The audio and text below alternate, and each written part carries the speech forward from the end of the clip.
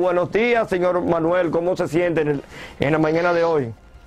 Buenos días. Usted está aprendiendo mucho de la República Dominicana aquí, hablando con nosotros, oyéndonos nosotros hablar aquí.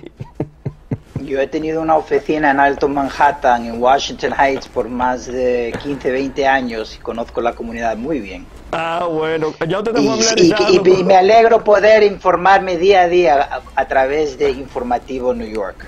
Gracias, gracias. Mire, la preguntita de hoy viene en qué puede ocurrir si una sala criminal o una corte de familia impone una orden de protección o alejamiento y no sigue la orden por no tener contacto con la persona que puso la querella. O sea, si la persona que puso la querella desaparece, ¿cómo le pueden dar seguimiento a la orden de alejamiento? Hay dos formas en cómo una orden de alejamiento, en inglés lo llaman una orden de protección, se puede conseguir. Es a través de la corte criminal, y eso normalmente resulta después de un arresto y cuando hay violencia o daño físico.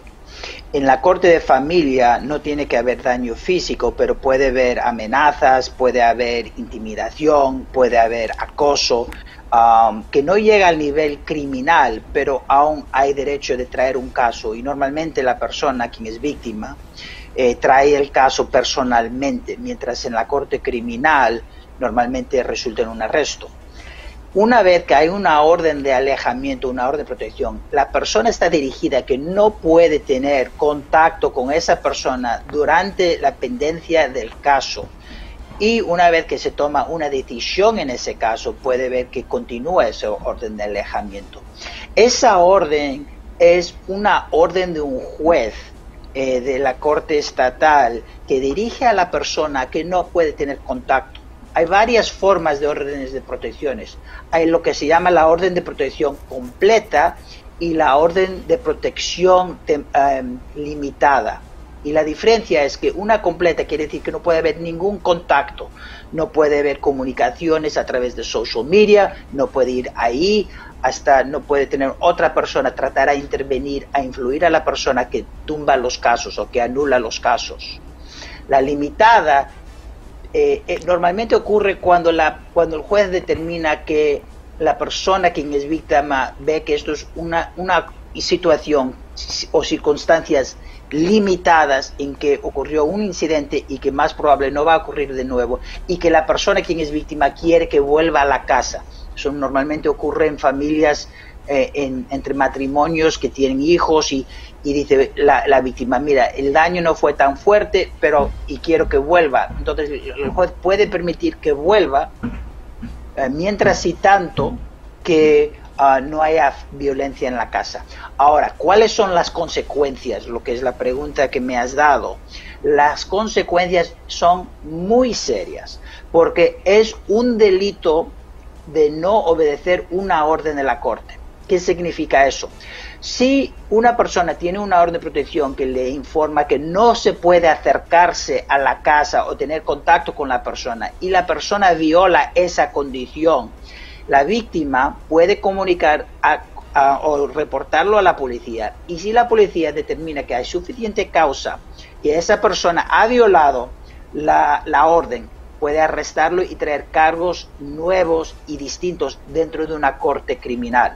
Eso quiere decir que sea que se solicita la orden de protección por la corte de familia o se consigue después de un arresto, si la persona viola esa orden de protección, puede tener una violación, enfrentar cargos, y dependiendo las circunstancias de la violación, puede enfrentar o un delito menor o una felonía. Una persona puede enfrentar hasta 7 años de cárcel, dependiendo de las circunstancias que ocurrió detrás de esa violación de la orden de protección. Entonces, normalmente cuando yo, en casos de violencia doméstica, en que una persona cayó arrestado, yo dedico tiempo a hablar con los clientes y explicarle bien la seriedad, porque puede ocurrir que hasta la víctima le llama. Y eso ocurre muy frecuente. La víctima le llama porque necesita ayuda económica, quiere hablar con él, quiere reconciliar. Y si la persona recibe esa llamada y sigue hablando con esa persona, está en violación de la orden de protección. Si la persona quien es víctima siente que no puede confiar en la persona quien le acusó, tiene que tener mucho cuidado de no violar esa orden de alejamiento, porque puede ocurrir una situación que hoy se llevan bien, pero mañana se llevan mal. Y si sigue esa comunicación, puede resultar en un arresto. Y lo he visto, y esto ocurre muy frecuente en casos de violencia doméstica. Don Manuel, como nosotros mayormente nuestro público es dominicano, en República Dominicana existe de que el Ministerio Público de nosotros, la Fiscalía, si la persona que puso la querella la retira, el Ministerio Público se puede constituir en parte civil y seguir la querella aunque la persona la haya retirado. ¿En Estados Unidos puede suceder lo mismo o es otra legislación? En casos criminales que tiene que ver con la Fiscalía, esa responsabilidad y decisión cae en parte del Estado y el fiscal representa el pueblo. Entonces es lo mismo, quiere decir, las regulaciones que vigilan violencia doméstica es lo mismo. La Fiscalía toma la última decisión y eso ocurre muy frecuente aquí en la ciudad de Nueva York, que una persona trae una querella con el departamento de policía, demuestra que hubo una herida y después dice no quiero anular los casos, hemos reconciliado. Esa decisión no cae en las manos de la víctima, cae en las manos de la Fiscalía. La Fiscalía toma la última decisión porque está tomando la decisión de parte del pueblo en cómo resolver este conflicto que ocurrió. Eso es la razón.